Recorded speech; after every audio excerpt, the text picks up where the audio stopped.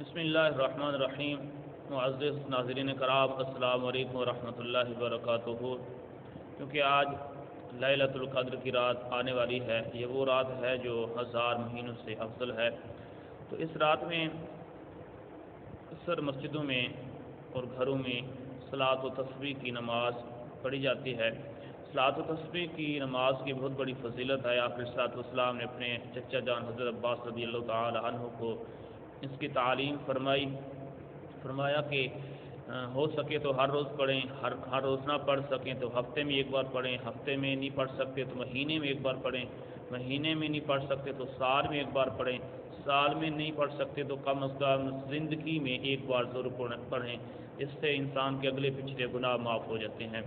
تو صلاۃ و تسبیح کا طریقہ یہ ہے کہ یہ 4 رکعت نماز صلاۃ و تسبیح نفل اللہ کے لیے، ثواب کے لیے، اللہ اکبر جب تک تکبیر تحریمہ کہتے ہیں، یعنی کانوں تک ہاتھ اٹھا کر جب انسان ہاتھ باندھتا ہے، اس کے بعد سبحانک اللہ جس کو ثنا کہتے ہیں، پڑھنے کے بعد اعوذ باللہ بسم اللہ پڑھ کر اس کے بعد 15 مرتبہ سبحان اللہ والحمد للہ ولا الہ الا اللہ واللہ اکبر، یہ تسبیح 15 مرتبہ پڑھنی ہے۔ اس کے بعد سورۃ فاتحہ جس کو الحمدللہ رب العالمین کہا جاتا ہے، اس کے بعد جو اس کے ساتھ سورت ملائی جاتی ہے، جیسے اکثر سورۃ اخلاص ملاتے ہیں، یعنی قل هو اللہ احد۔ اس کے بعد رکوع میں جانے سے پہلے پھر 10 مرتبہ اسی تسبیح کو پڑھنا ہے، سبحان اللہ والحمد للہ ولا الہ الا اللہ واللہ اکبر۔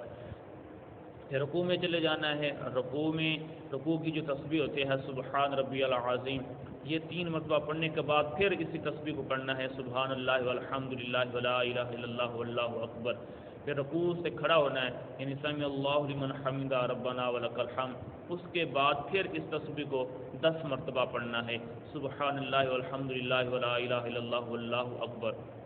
اس کے بعد سجدے میں جانا ہے، سجدے کی تسبیح پڑھنے کے بعد پھر اسی تسبیح کو 10 مرتبہ پڑھنا ہے، سبحان اللہ والحمد للہ ولا الہ الا اللہ واللہ اکبر۔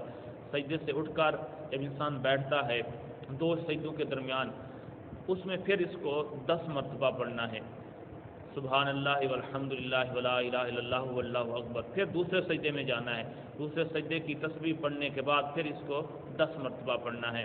تو اس طریقے سے یہ ہر رکعت میں 75 مرتبہ بنے گی، تو 4 رکعتوں میں 300 مرتبہ یہ تسبیح بنتی ہے۔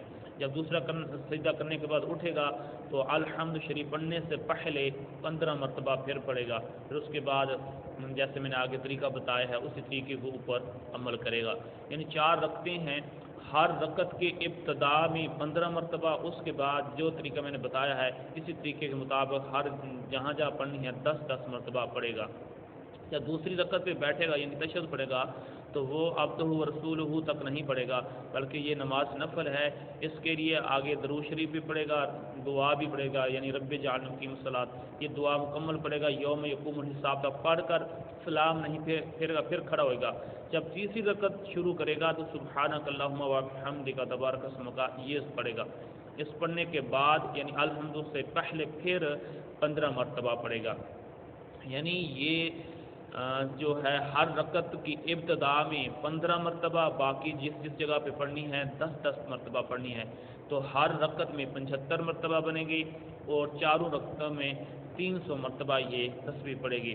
باقی فرق یہی ہے کہ جب تشہد پہ بیٹھے گا تو عبدہ و رسولہ تک نہیں، بلکہ آگے درود شریف بھی پڑھے گا، دعا بھی پڑھے گا، یوم یقوم الحساب تک پڑھ کر پھر جب کھڑا ہوگا تیسری رکعت کے لیے، تیسری رکعت کی ابتدا میں سبحانک اللہم وبحمدک یہ ثنا بھی پڑھے گا، یعنی اعوذ باللہ من الشیطان الرجیم بسم اللہ الرحمن الرحیم پڑھنے کے بعد پھر 15 مرتبہ اس تسبیح کو پڑھ کر آگے چلے گا۔